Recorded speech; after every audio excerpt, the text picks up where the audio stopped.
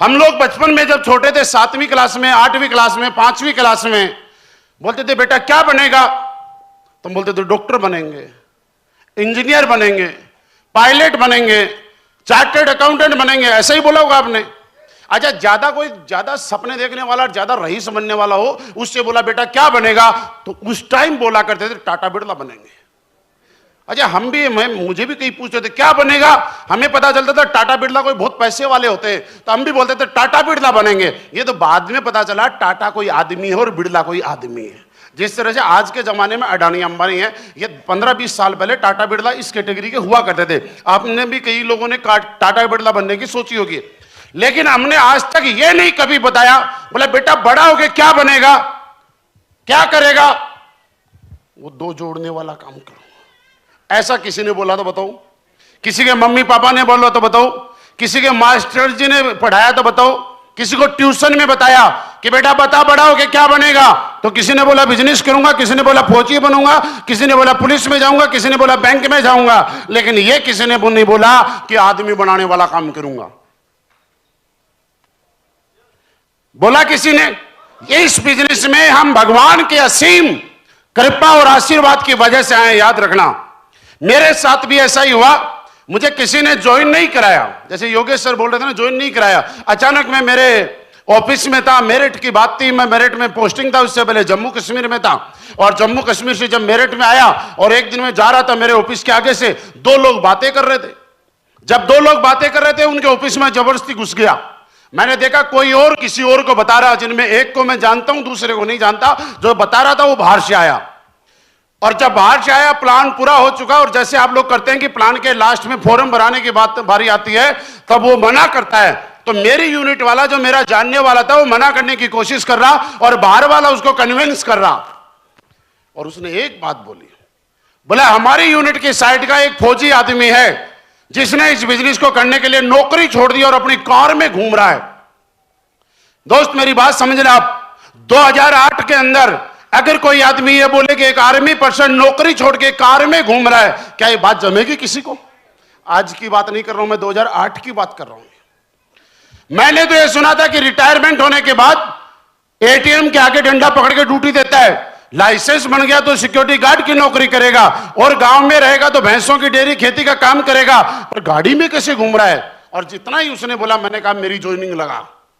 मैंने मेरी जिंदगी में इतना ही प्लान देख के इस नेटवर्क मार्केटिंग में आया हूं। आपको जैसे ही मैंने फॉर्म भरा, तो जो बाहर वाला आदमी ने मेरी यूनिट वाले को बोलता है कि देख 2 चाहिए, एक तो आ गया तो एक तो और आ ही जाएगा। उसका विश्वास बढ़ा कि जब एक इतने आसानी से आ सकता है तो दूसरा भी, और उसने भी फॉर्म भर दिया। मेरे बाद में फॉर्म भरा, लेकिन वो मेरा अपलाइन बन गया, मैं उसका डाउनलाइन बन गया।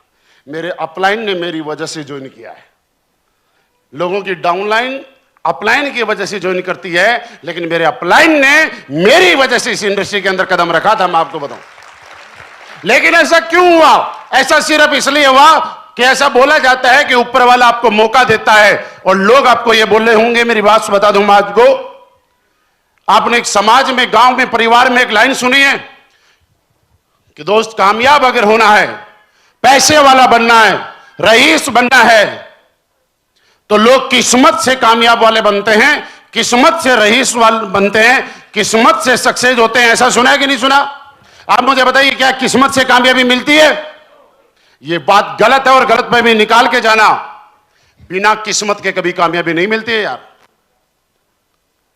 किस्मत के बगैर कामयाबी नहीं मिलती है। किस्मत मौका देती है, और आपकी मेहनत पूरी दुनिया को चौंका देती है। बिना मौके के आप करोगे क्या? मुझे बताओ। आप यहां हम बोल रहे हैं, सुनो मेरी बात, कि हम मेहनत करनी है, मेहनत करनी है, मेहनत करनी है। आप मुझे बताइए कि आज से पहले मेहनत नहीं कर रहे थे? ये क्या है? प्लेटफॉर्म क्या है? ये मौका है। आप अभी तक यहां पे बैठे हुए हैं, क्यों? अगर भगवान नहीं चाहता, ऊपर वाला नहीं चाहता, आपके घर से आपके पास फोन आ सकता था कि जल्दी आओ, बच्चा छत से गिर गया। आप मुझे बताइए, इस प्रोग्राम का हिस्सा होते या घर जाते हैं? बताओ ना।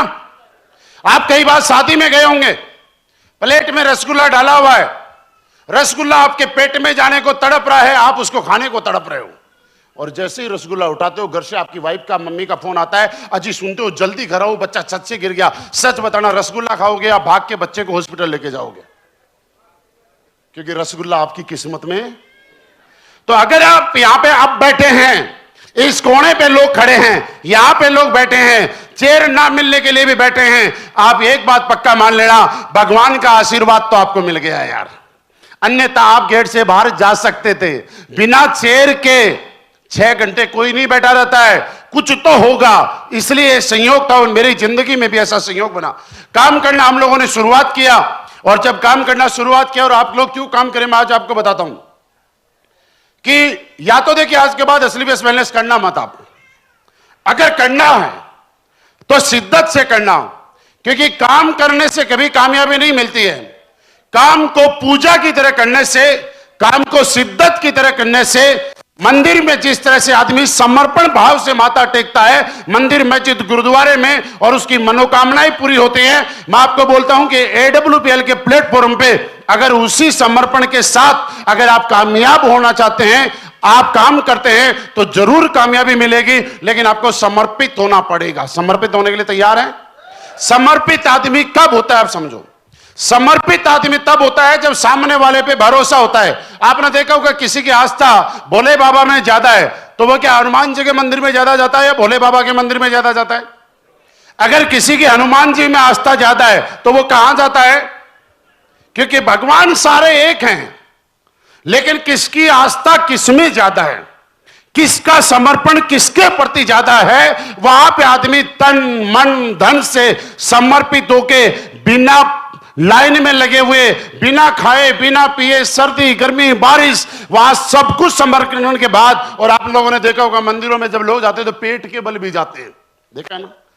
क्या गर्मी नहीं लगती, सर्दी नहीं लगती, पैरों में छाले नहीं होते, लेकिन समर्पण है। जब एक आदमी का समर्पण किसी चीज के प्रति होता है तो आदमी को सारे दुख दर्द भूख प्यास सर्दी गर्मी सब कुछ उसकी जिंदगी से तबाह हो भाग जाते हैं। उसी तरीके से आपका इस काम के प्रति समर्पण कब होगा ये समझो। मैं कहूंगा कि समर्पित हो जाओ, नहीं होगा।